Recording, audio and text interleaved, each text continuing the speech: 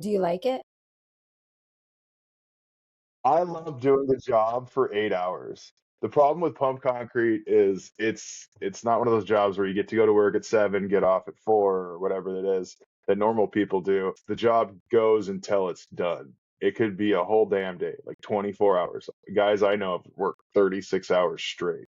So you don't get to quit. You just keep going. And that's the problem with pumping concrete. Oh, you don't have that set schedule. No, there's no set schedule, but the problem is like when it's lean, it's really lean. Sometimes you don't work for a couple days, but when it's good, you're getting overtime for 24 hours sometimes, so you're making fairly good money. It's all about the economy. The company I work for, I changed to the union about a year ago, Ralph's Concrete Pumping. Little fun.